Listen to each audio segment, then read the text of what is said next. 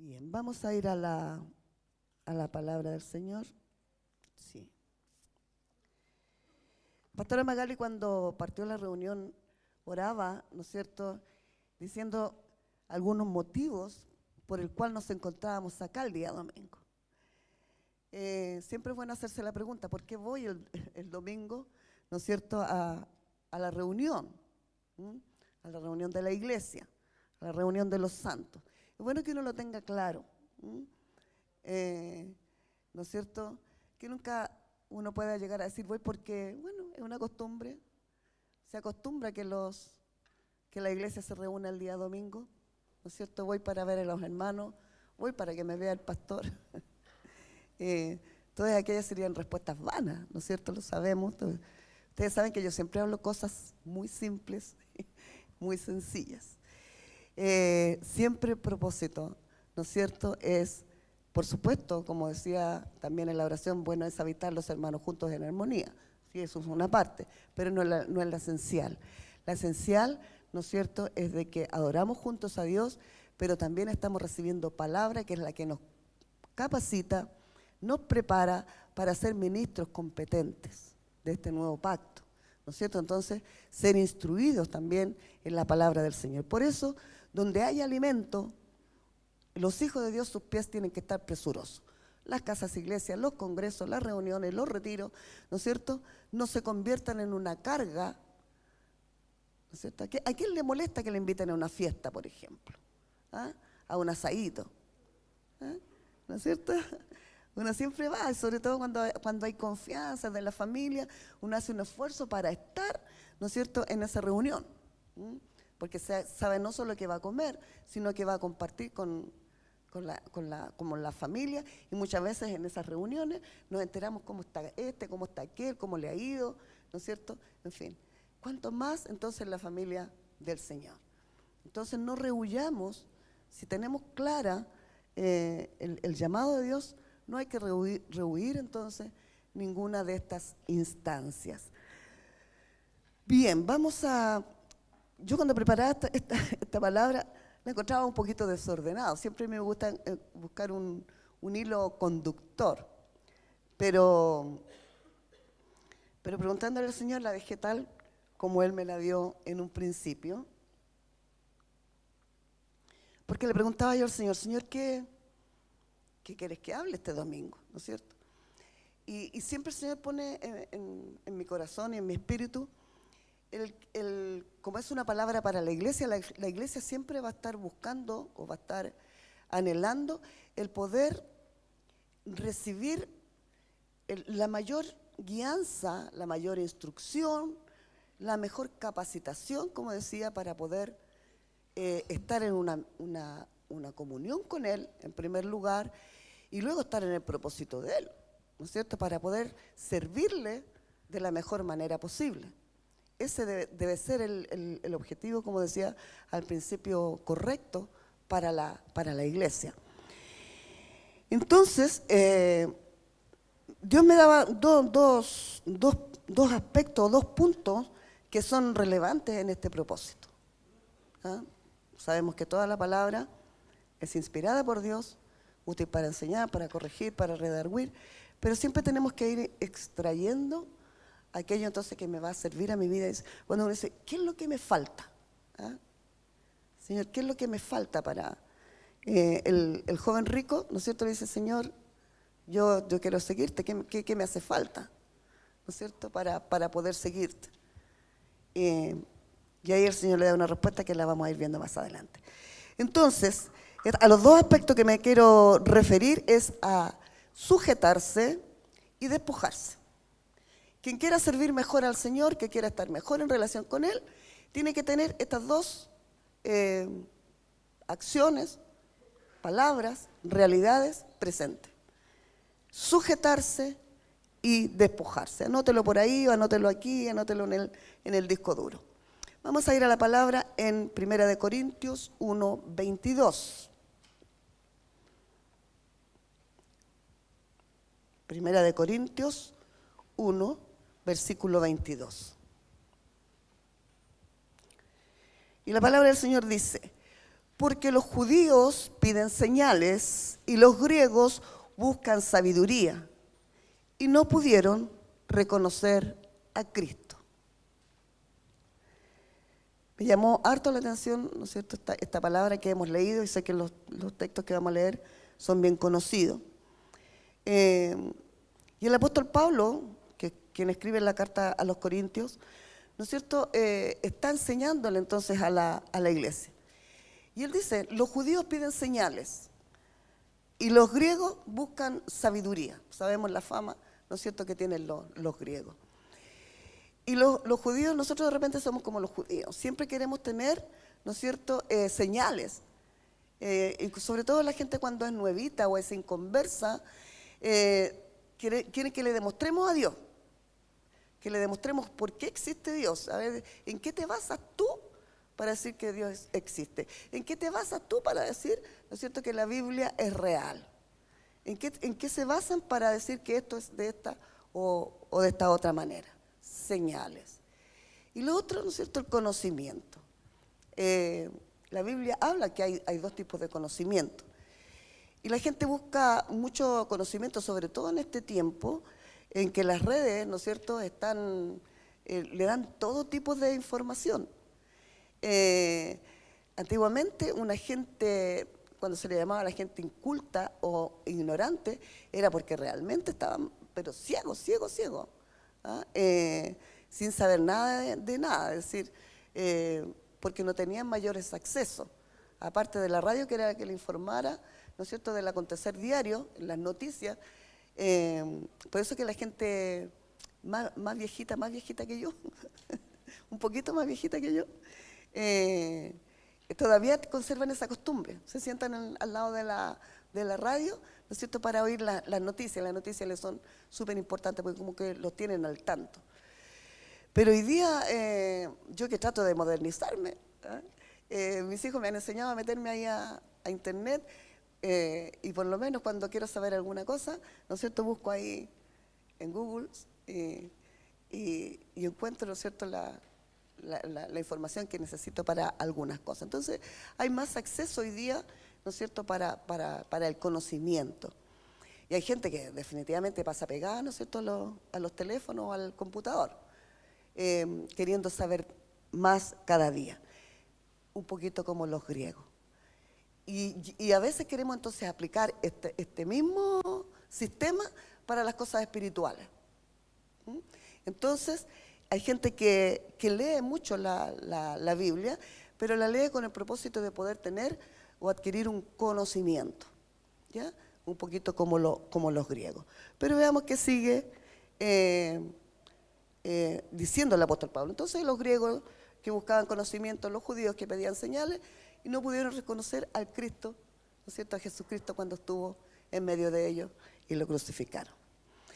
Más, dice, para los llamados, así judíos como griegos, Cristo es poder y sabiduría de Dios. Miren qué importante. Es decir, para nosotros, más que las redes, ¿no es cierto?, a nosotros nos interesa el buscar a Cristo, el tener a Cristo, porque Cristo dice que es poder y sabiduría. Y esto es una tremenda realidad. En el mismo Corintios, versículo 18, y dice, porque la palabra de la cruz es locura a los que se pierden, pero a los que se salvan, esto es, a nosotros, es poder de Dios. Cuando nosotros predicamos a Cristo, ¿no es cierto?, cuando dice la palabra de la cruz, es decir, predicando el mensaje de salvación, la gente común no lo puede entender, no lo puede sopesar, ¿no es cierto?, porque para ellos dice la palabra que es locura. Y en 1 Corintios 2, versículo 14, completa, ¿no es cierto?, la idea, dice, pero el hombre natural no percibe las cosas que son del Espíritu de Dios, porque para él son locura, y no las puede entender, porque se han de discernir espiritualmente. Y esto también yo creo que muchos de nosotros lo hemos comprobado. Tratemos de hablarle a una persona, ¿no es cierto?, que tiene cero interés en Cristo Jesús, y a veces nosotros cometemos el error de rebatirle con la Biblia o mostrarle la Biblia.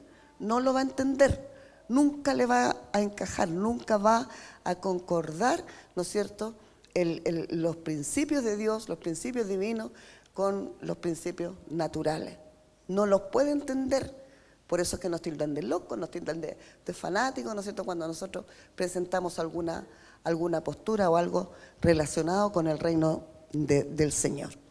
Y al parecer entonces el apóstol Pablo estaba empeñado en que la iglesia entendiera de una vez por todas, ¿no es cierto?, la asignación y el rol que se le había sido entregado a la iglesia.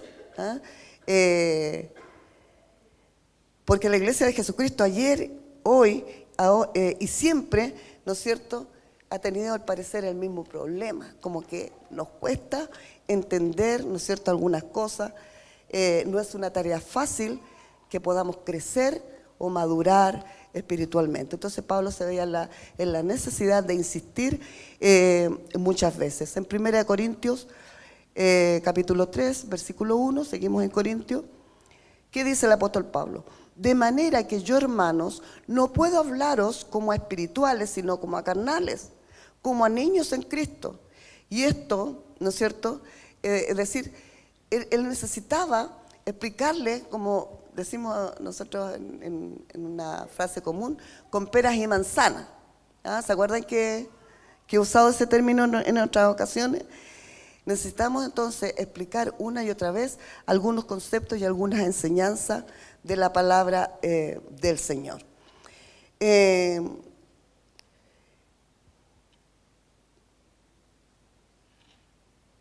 A veces nosotros también perdemos en cosas, porque la palabra de Dios dice de que se pierde, le está diciendo el apóstol Pablo, de que se pierden a veces buscando el conocimiento, dice que son cosas vanas, ¿ya?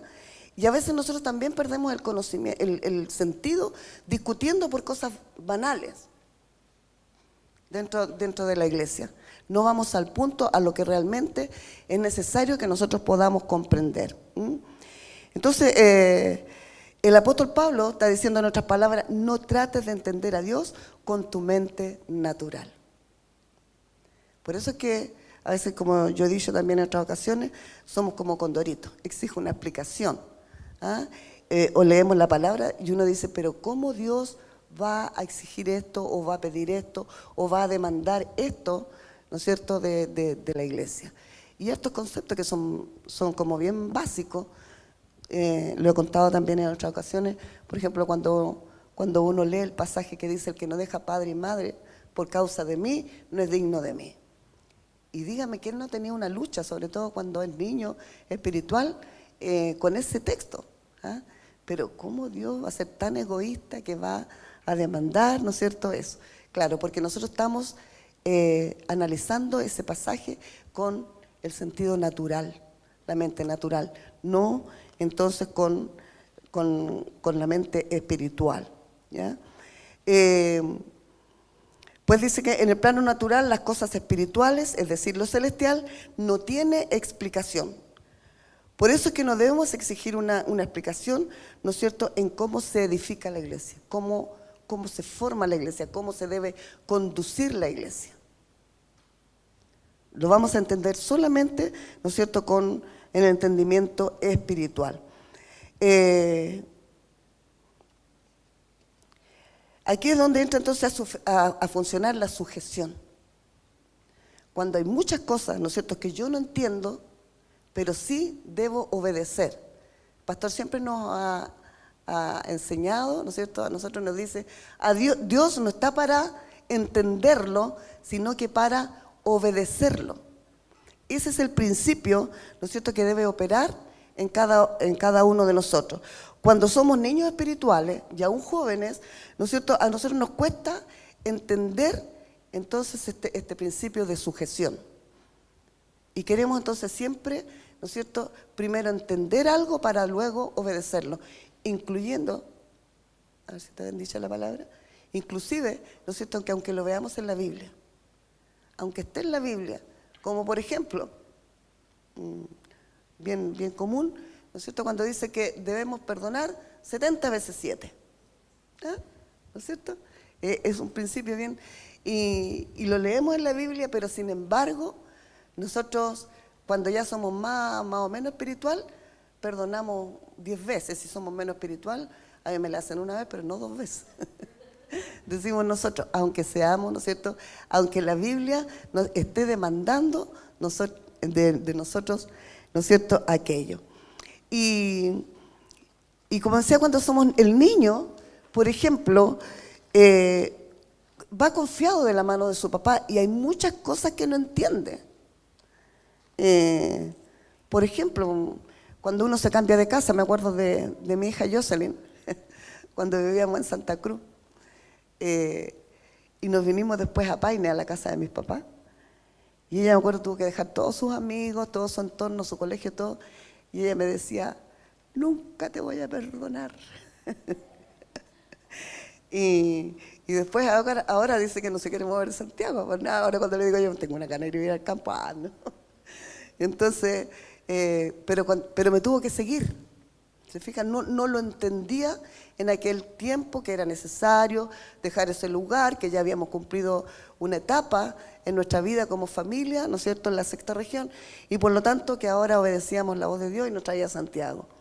Entonces el niño no entiende, pero me tiene que seguir. Los jóvenes son un poquito más rebeldes, ya empiezan como a discutir con los papás. Entonces, al final obedecen como un poco resignados, pero siempre creyendo que los papás están equivocados. ¿Y cuál es la respuesta que da? Mi papá es más cerrado, ¿ah? Mi mamá no entiende nada, pero tiene que seguirla. Pero dice, hay una enseñanza, ¿no es cierto?, que habla acerca de eso.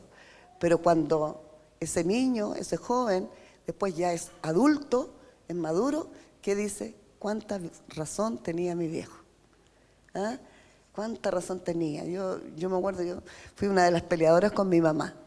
Yo era bien peleadora, lo he contado también otras veces. Con mi mamá había muchas cosas que no entendía. Pero hoy día miro la crianza que mi mamá me dio, cómo nos llevó en la casa y nos crió a 10 hijos. Y yo digo, realmente hoy día puedo entender muchas circunstancias, muchas situaciones, ¿no es cierto?, de mi mamá. ¿Qué quiero decir con esto? ¿No es cierto?, que lo mismo nos pasa en el ámbito espiritual. Hay muchas cosas entonces que nosotros no entendemos de parte de Dios, cómo Él opera, cómo Él actúa, lo que Él demanda de nosotros. Entonces es importante que nosotros como niños podamos obedecer, porque cuando seamos maduros, y ya nos ha pasado, yo no sé si a usted le pasa, pero yo muchas veces me conmuevo, ¿no es cierto?, cuando veo la coherencia. Cuando recién empecé a leer la Biblia, decía yo, pero ¿por qué esto? Dios dice aquí esto y después nada que ver con lo otro, se contradice. Yo tenía ese concepto, la Biblia se contradice. Y luego, ¿no es cierto?, que fui creciendo, que he ido madurando, me he ido sorprendiendo. En el congreso que tuvimos en Viña del Mar, yo realmente estaba muy impactada con cada revelación de la palabra, y lo único que hacía era confirmar, decía, Señor, ¿cómo realmente, ¿no es cierto?, y he predicado también acerca de eso, la palabra tuya tiene una coherencia de principio a fin, de etapa a etapa. Entonces, creo y espero que estoy madurando, que voy creciendo. Entonces, es necesario que para poder entonces nosotros crecer, para poder madurar, se requiere la sujeción. No el cuestionar, ¿no es cierto?, a Dios ni la palabra de Dios. Si algo no lo entiendo, si algo no me parece, vamos a la rodilla, vamos al lugar secreto, vamos en esa intimidad con Dios, ¿no es cierto?, y Él nos va a mostrar, nos va a enseñar. No tenga ninguna duda acerca de eso. Y lo segundo, el segundo aspecto que es necesario entonces que nosotros podamos tener en cuenta para si queremos estrechar estos lazos con Dios, que queremos ser realmente un ministro competente, es aprender a despojarse.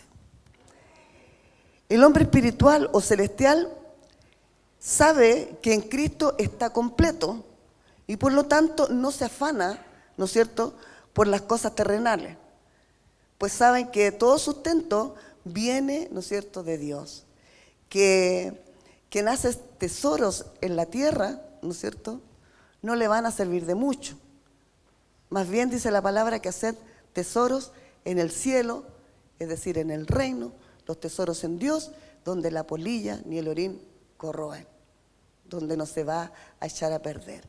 Y esa palabra, que es una palabra tan básica, tan elemental, que hemos aprendido cuando recién nos convertimos, ¿no es cierto?, tampoco le damos el peso que ésta tiene. El jueves hablábamos en la Casa Iglesia también acerca de un pasaje tan conocido y que cuando uno lo analiza, realmente no era tan simple como lo fuimos aprendiendo y a veces por años. Estos textos que estoy citando, ¿no es cierto?, como digo, son tan básicos, tan elementales que aprendimos cuando recién llegamos al Evangelio, pero sin embargo tienen una tremenda profundidad. ¿Qué es lo que quiere decir entonces esto? De que nosotros generalmente, también está el pasaje dice que no os afanéis por lo que habéis de comer, por lo que habéis de vestir, ¿no es cierto? ¿Quién no conoce ese pasaje? Pero nosotros dele con afanarnos, ¿ah? En trabajar duro, postergar las cosas espirituales, ¿no es cierto?, las cosas del reino, las cosas de Dios, ¿no es cierto? ¿Por qué? Porque tengo que trabajar. Nosotros dele con cuidar la familia, es que debo invertir en mi familia, que si yo dejo mi familia. Entonces cuando hablamos de la profundidad de la palabra, no significa que usted no trabaje, no significa que usted no tenga la familia. ¿Dónde radica el problema? Cuando usted lo pone primero y lo pone por excusa para no buscar, ¿no es cierto?, el reino, para no capacitarse para poder servir a Dios. Es decir, estoy tan ocupado en mi trabajo, tan ocupada, ¿no es cierto?, con mi familia, que no tengo tiempo. Sé de lo que estoy hablando porque también me han oído que yo fui una de esas. No, es que yo la verdad que el único día que tengo para compartir en familia es el día domingo. Lo dije por harto tiempo. ¿Por qué? Porque no me amanecía, pues, hermano. ¿Ah? No comprendí entonces ese llamado de parte del Señor. Pero analizando la Escritura, por alguna razón, ¿no es cierto?, Dios a los que ha llamado, ¿no es cierto?, generalmente los lleva entonces a despojarse de todo lo que tienen. Vamos a ver algunos de ellos. Por ejemplo, en Mateo 10, versículos 9 y 10, ¿no es cierto?, dice, cuando llama a los 12, ¿no es cierto?, los envía en una misión Jesús. ¿Y qué es lo que les dice? No os proveáis de oro ni plata, ni cobre en vuestros cintos, ni de alforja para el camino. No lleven una mochila para el camino. Cuando uno va de paseo o de viaje, lo primero que hace, prepara mínimo una mochilita, ¿no es cierto?, donde echa unos sanguchitos y echa una bebida, echa todo lo más esencial. No preparen, ¿no es cierto?, alforja para el camino. Dice, ni tampoco 2 túnicas, ni ropa, ni te preocupes de que te va a cambiar, ni de calzado, ni de nada, porque el obrero es digno de su salario. Ahí está, ¿no es cierto?, lo que yo explicaba recién. Dios nos está diciendo, mira, no lleves que comer, no lleves que vestirte, no lleves plata, no lleves oro. No es decir, voy así como uno dice en términos vulgares, ¿no es cierto?, voy a la buena de Dios, dice uno. Así como llegué y salí nomás. No es así. Aquí Jesús le está diciendo, no se preocupen de esas cosas, ¿no es cierto? ¿Por qué? Porque yo ya estoy preocupado. El obrero es digno de su salario. Es decir, no es que queden sin provisión. Y eso es lo que a nosotros nos cuesta entender. Cuando buscamos depender de Dios, no es que quedemos sin provisión. Cuando queremos poner a Dios primero, no es que no necesitemos las otras cosas. No es que no necesite un techo, no es que no necesite un trabajo, no es que no necesite una familia, sino que Dios lo va a proveer. Él lo va a dar, ¿no es cierto? Entonces Él le ordena esto a los discípulos o a los apóstoles. ¿Por qué? Porque la misión de los apóstoles, cuando los llama, cuando los comisiona, ¿cuál era? Dice, era predicar el evangelio, sanar a los enfermos, limpiar leprosos, resucitar muertos. Es decir, le está diciendo, ocúpense del reino. ¿Cuántos de los que están acá se sienten llamados? Los llamados, dice que son los salvos, todos los hijos de Dios. Entonces, los que somos salvos, los que somos hijos de Dios, Ese es el propósito principal de nuestra vida, porque ya somos entonces personas celestiales o seres espirituales. Nuestra ciudadanía, dice la palabra, no está aquí en la tierra, sino en el reino de los cielos, ¿no es cierto? Entonces el propósito primero de nosotros debe ser ese: predicar el evangelio, sanar enfermos, ¿no es cierto? Limpiar a la gente que está lepra, llámese depresión, lo que nosotros veamos, ¿no es cierto? Que nos podemos encontrar con las personas. Resucitar muertos. Una persona, ¿no es cierto?, que no conoce a Cristo está muerta espiritualmente, y nosotros somos los encargados de llevarles la vida, llevarles a Cristo. Entonces esa debe ser siempre nuestra preocupación primera. Y nosotros eso no lo hemos entendido. Que Jesús entonces nos llama a despojarnos de todo aquello, entonces, de que a nosotros nos va a hacer una carga. Y le dice Jesús entonces que el obrero es digno de su salario. Cuando nosotros vemos en un principio, ¿no es cierto?, Adán y Eva, vamos desde un principio, ¿no es cierto?, dice la Escritura que cuando Dios los creó, ellos no tenían necesidad de nada. Ellos no tenían que levantarse temprano para ir a trabajar, ¿no es cierto?, para buscar el alimento, para mandarse a hacer ropa a la modista o ir al mall a comprar ropa como vestirse, ni tenían doctores, ¿no es cierto?, para ir al médico si se enfermaban. Dice que Dios los cuidaba y los sustentaba. Y el único trabajo que ellos tenían que hacer, o la única preocupación, mejor dicho, que ellos tenían era, y que Dios le había encomendado, era fructificar, multiplicaos, llenar la tierra y gobiernarla. No había otro propósito en la vida de Adán y Eva. Y vivían ellos en el paraíso, decimos nosotros. Por eso es que generalmente, ¿no es cierto?, cuando nosotros hablamos del paraíso, hablamos del lugar idílico, ¿no es cierto?, el lugar donde no existe ningún problema, ninguna dificultad. ¿Por qué? Porque ellos dependían, Adán y Eva, totalmente de Dios. ¿Y cuándo dejan de depender de Dios, o cuándo dejan de vivir, ¿no es cierto?, en este idilio, en este paraíso? Cuando Adán y Eva, ¿no es cierto?, toman la decisión de desobedecer a Dios, porque recordemos que la tentación era: el día que comas, ¿no es cierto?, del árbol del conocimiento, que ustedes serán igual a Dios. Y por lo tanto, eso hizo sucumbir, ¿no es cierto?, a Adán y Eva. Cuando nosotros vivimos nuestra vida gobernándola en todas las áreas, preocupados de nuestro alimento, preocupados de nuestra salud, preocupados de nuestra familia, y no tengo tiempo para Dios, le estoy diciendo exactamente eso a Dios. Dios, no te metas conmigo porque mis asuntos los arreglo yo. Y tarde que temprano, ¿no es cierto?, nos vamos a ver metidos, sumergidos en un problema, en una dificultad, y ahí nos acordamos y decimos: realmente yo no era todopoderoso, no era todopoderosa, por lo tanto necesito de Dios, y empezamos a clamar, ¿no es cierto? Y Dios entonces, a causa de la desobediencia de Adán y Eva, dice que los despojó de todo lo que Dios le había dado, de toda bendición que Dios le había dado. Otro personaje, ¿no es cierto?, que ha tenido que despojarse de todo lo que para él era importante a causa del llamado, es Abraham.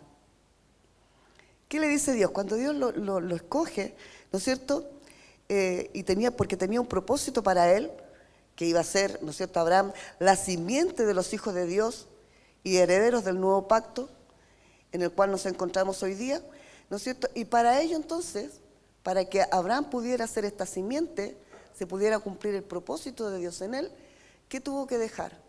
Dice que se tuvo que despojar de su casa y de su parentela. Ahí se aplica, ¿no es cierto?, lo que vemos en el Nuevo Testamento. Entonces, que no deja padre y madre por causa de mí, no es digno de mí. Y entonces Dios le dice a Abraham: vete de tu tierra, de tu parentela, a la tierra que yo te daré. ¿Ya? Conocidos en la enseñanza que Abraham obedeció, se despojó de aquello que para él era importante y obedeció a Dios. Una de las cosas que nosotros siempre tenemos que meditar, que no hay quien, ¿no es cierto?, haya obedecido a Dios y se haya despojado de algo que para uno lo considera importante, que Dios no le bendiga aumentado. Que cuando Abraham toma la decisión y obedece a Dios, ¿qué le dice? ¿Se acuerda que lo saca de la tienda? Le muestra el firmamento y le dice, así será tu descendencia, como las estrellas que estás en el cielo. ¿Las puedes contar? No, no las puedo contar. Así va a ser tu descendencia. Y nosotros, fíjese que hasta el día de hoy, nosotros somos descendientes de Abraham. Entonces, falló Dios, entonces cumplió. Tuvo que dejar esa familia pequeña, ese círculo pequeño, pero para ser padre de multitudes. Moisés estaba a gusto en el palacio, en el palacio del rey, en la casa de Faraón. ¿Qué creen ustedes que le pudo haber faltado a Moisés? Nada, nada. Comía lo que quería, vestía como quería, ¿no es cierto? Movía los dedos y chasqueaba los dedos, ¿no es cierto? Y corrían los súbditos. ¿A quién no le gustaría vivir en palacio? Comía los mejores manjares, gozaba de honra, la gente le hacía reverencia. O sea, un hombre completamente exitoso, hasta que Dios lo llama. ¿Por qué? Porque tenía un propósito en él, ¿no es cierto? Y lo saca de palacio. Lo saca de palacio. La primera, ¿se acuerda? Tuvo que, a causa de matar al egipcio para defender a su hermano hebreo, ¿no es cierto?, tuvo que huir. Moisés entonces, de allí de Egipto, anduvo escondido por mucho tiempo, hasta que Dios lo llama, ¿no es cierto?, para cumplir el propósito, y que era el poder guiar al pueblo de Israel hacia la tierra prometida. Tuvo que dejar entonces Moisés toda comodidad, toda gloria, toda honra, ¿no es cierto?, para que Dios pudiera cumplir el propósito a través de él. Samuel, el gran profeta Samuel, ¿no es cierto?, a causa del propósito que Dios tenía con él, fíjese que no tuvo la dicha que tienen todos los bebés de ser, ¿no es cierto?, de crecer bajo la mirada materna. Así que a los 6 meses probablemente fue destetado, fue sacado del seno de su madre, ¿no es cierto?, para poder ir y entregarlo al templo bajo el cuidado del sacerdote Elí, para ser preparado desde entonces como profeta. Entonces no tuvo lo que cualquier niño tiene: el poder ser mimado por la mamá, el ser consolado por la mamá, el estar en un seno familiar. Fue privado de eso, se despojó de eso, pero también, ¿no es cierto?, dentro de la historia del pueblo de Israel, cumplió un tremendo rol como un tremendo sacerdote y profeta de Dios. David, que también fue llamado, tuvo que dejar sus ovejitas, sus ovejas, ¿no es cierto?, el dulce, el cantor de Israel. Parece que era bueno para cantar, tocar el arpa, ¿no es cierto?, estaba con sus ovejas, feliz. ¿Quién no quiere esa vida? ¿No es cierto? Y sin embargo, el Señor lo llama y él tiene que también despojarse de aquello que probablemente era su deleite, ¿no es cierto? Y ser, en primer lugar, pasar las de Kiko y Caco, arrancando, ¿no es cierto?, del rey Saúl, que buscaba, ¿se acuerda? Lo que dice la Escritura, lo buscaba para matarlo a causa de los celos. Entonces, hasta aún siendo ya escogido para ser rey, que iba a ser el futuro rey de Israel, y sin embargo, este futuro rey andar escondiéndose como un malhechor, ¿no es cierto?, como un delincuente, es decir, cuidando y guardando su vida. Pedro, el apóstol Pedro, pescador. Usted conversa con los pescadores, dice que ellos no saben hacer otra cosa, y quítele las redes o quítele los botes, ¿no es cierto?, y es quitarle para ellos la vida. Pedro tiene que haber estado también, ¿no es cierto?, en esa misma condición, había sido pescador, y de repente aparece Jesús, lo llama, hay un llamado y tiene que despojarse de los botes, de las redes, de los peces. ¿No es cierto? ¿Para qué? Para seguir el llamado, ¿no es cierto?, de Jesucristo y cumplir el propósito, ¿no es cierto?, que era la extensión del reino. Pablo, el apóstol Pablo, dice que él tenía mucho que confiar en la carne, no era cualquier persona, ¿no es cierto? Que como hombre dice que era judío de tomo y lomo, hebreo de hebreos, ¿no es cierto?, instruido en la mejor escuela que tenía que ver en cuanto a la doctrina para ser preparado él como fariseo. Fariseo de fariseos, dice, en cuanto a la ley fariseo, o sea, no perdonaba ni una tilde ni una letra en cuanto a la ley, en cuanto al pacto, al antiguo pacto, ¿no es cierto?, era pero implacable. Y sin embargo, aparece Jesús y lo llama y tiene que despojarse de todo aquello, ¿no es cierto?, queda con un problema a la vista, ciego por un largo tiempo, fue preparado, capacitado y luego, ¿no es cierto?, para ser él también perseguido a causa del Evangelio de Jesucristo.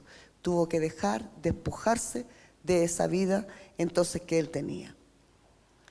Y luego, y para finalizar esto, algunos de los ejemplos, tenemos el ejemplo máximo de despojarse, Cristo, Jesús, ¿no es cierto? Dice que Él nos escatimó el ser igual a Dios como cosa que aferrarse y se despojó de sí mismo para tomar forma de siervo servidor, no de siervo animalito, de siervo, de servidor, es decir, deja trono, deja corona. Hay un cántico que se cantaba antiguamente, dejó su trono y corona por mí, para ser mi servidor, ¿no es cierto? Entonces dejó todo, eso está en Filipenses 2:7. ¿Quién puede entender entonces con la razón que este Rey de Reyes, ¿no es cierto?, anduviera por las calles polvorientas, por ejemplo? ¿Se imagina? ¿Se acuerda que hace un tiempo hablaba yo del reinado, lo que era ser rey? ¿Quién se imagina a la reina Isabel, ni aún al príncipe Carlos, caminando por calles, ¿no es cierto?, polvorientas, juntándose, ¿no es cierto?, con la gente más común, la gente más ignorante del vulgo? Esos eran sus amigos, los pescadores, ¿ya? Y era el Rey de Reyes, ¿eh? Que este mismo Rey de Reyes, por eso que la Biblia dice que es una locura poder entender estas cosas con la razón. Este mismo Rey de Reyes sería insultado, azotado, vituperado, ¿no es cierto?, flagelado, mientras cargaba la cruz, en la cual iba a ser crucificado. Por eso que los soldados se mofaban. El ladrón se mofaba: si eres rey de los judíos, sálvate a ti mismo, ¿no es cierto? Y en la cruz, en el madero, ustedes saben que le pusieron el letrero: aquí yace el rey de los judíos, en forma de mofa, no entendiendo que Jesús estaba despojando de todo, ¿no es cierto?, lo que él tenía, a donde él pertenecía, por una causa y un propósito, que era entonces poder salvar a la humanidad, de poder traer el reino de los cielos entonces a los hombres. En una cosa estaban ciertos los soldados romanos cuando lo crucificaron: que era rey, sí era rey, pero en dos cosas erraban, ¿no es cierto? En primer lugar, porque cuando dice aquí yace, aquí muere, ¿no es cierto?, el rey de los judíos, no murió, o murió, ¿no es cierto? Nosotros sabemos que murió, pero solo por unos días, porque al tercer día resucitó y él vive.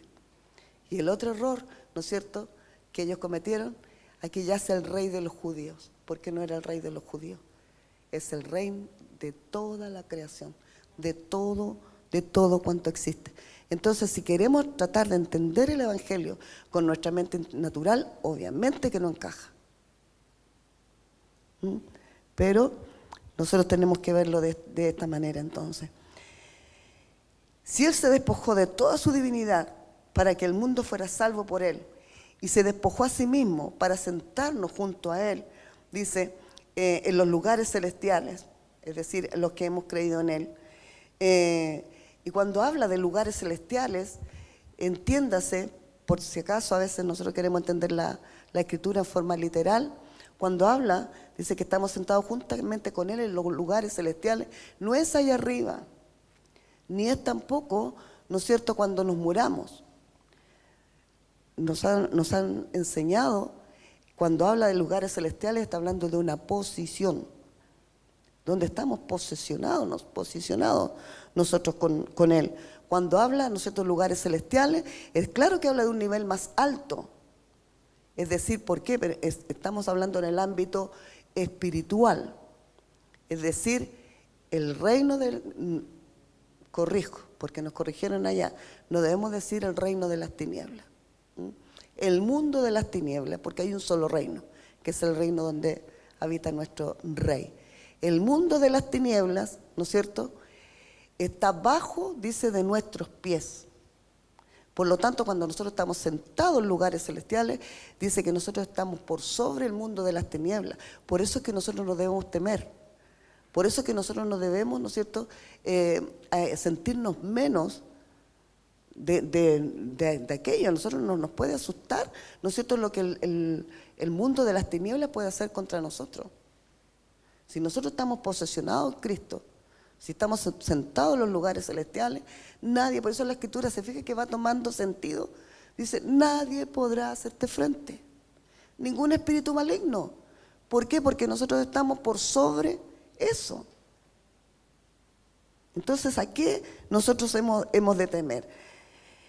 Porque si Cristo entonces dice que se despojó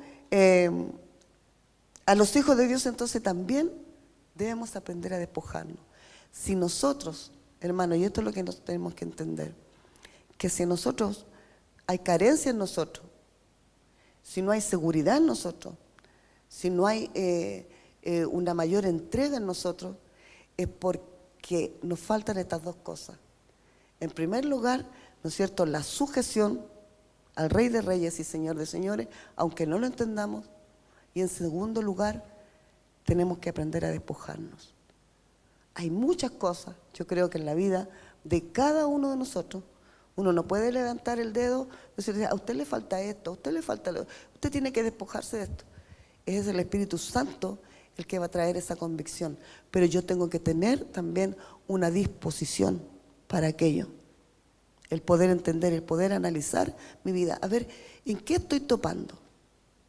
Para que yo no tenga mayor madurez espiritual, para que no tenga una mayor relación más íntima con mi Dios Todopoderoso, para que yo pueda realmente manifestar a Cristo, que la gente me vea a mí y diga, Cristo está en ella, esto es lo que Cristo quiere para ser autoridad. A veces uno puede dar un consejo, ¿no es cierto?, y la gente no lo toma, ¿no es cierto? ¿Por qué? Porque uno no es autoridad para esa persona. Entonces, o puede ser también a la inversa, que la persona no esté dispuesta a despojarse de nada. Entonces tiene que llegar un momento en que nosotros podamos hacer una reflexión. ¿Qué es lo que yo aún no he dejado por la causa de Cristo? Si somos salvos, vuelvo a decir, no hay nadie que pueda decir que ha alcanzado salvación y no quiera y piense que no tiene que servir a Cristo, que no tiene que despojarse, que no tiene que participar en el reino para la extensión del reino. Todos tenemos, ¿no es cierto?, ese deber, esa obligación, porque para eso fuimos llamados. Entonces, no hay salvación sin llamado. Eso es lo que tenemos que entender. Entonces, cuando yo no estoy realizando una función, una tarea, un ministerio dentro del cuerpo de Cristo, que es la iglesia, es porque me faltan estas dos cosas: la sujeción y el despojarse. ¿De qué tengo que despojarme? Vamos a orar, ¿ya?